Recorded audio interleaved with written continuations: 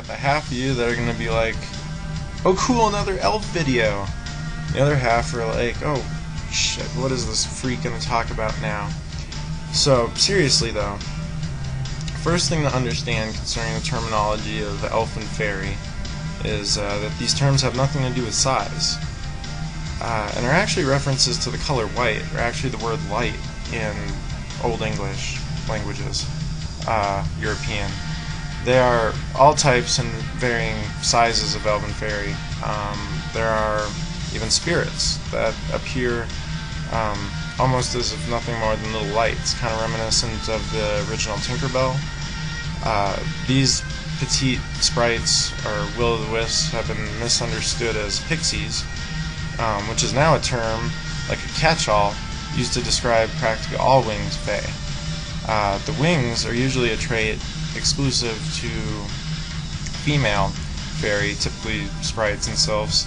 The small creatures of fae are commonly gnomish or dwarvish, and are larger than the tiny fae. Although small, this type tends to be muscular. The Sidhe and Sylvanus folk, who resemble humans the most, are tall and slender. They're typically 5 to 8 feet tall, and are the beings usually encountered when magical traditions refer to elves and elementals and so forth. So why are the Sidhe thought to be small or wee folk? Is it possible that the smallness attribute reflected what later became an unimportance factor impressed toward the Elven-Ffayrie increasingly through the Dark Ages, that they were pushed out of mind and became small? There's that also reference to the creatures of fairy as, you know, the little people. The little people.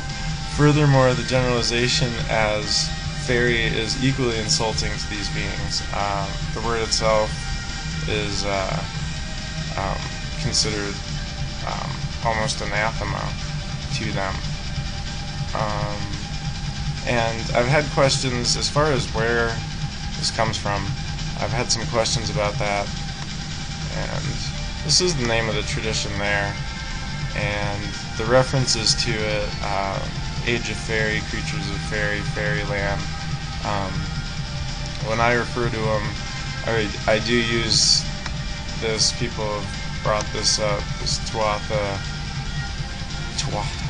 Dianu. The idea behind this was explained in prior Elvish videos, but that's the spellings of it.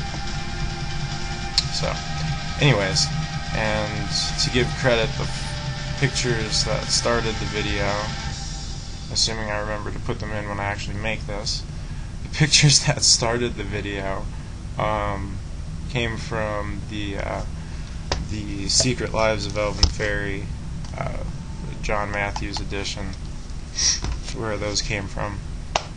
So, which is the journals of Reverend Robert Kirk, which becomes increasingly important in this series.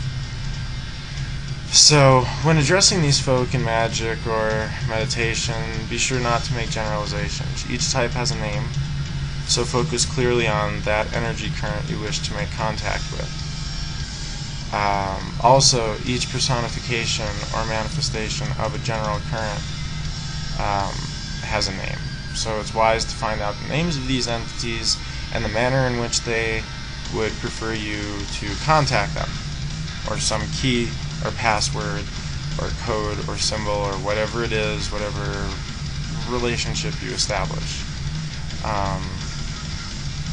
Now, as far as this idea, as two creatures that come to mind, the dragon and the unicorn, two creatures of fairy that you would not expect to call fairies, and yet by definition they are considered creatures of fairy.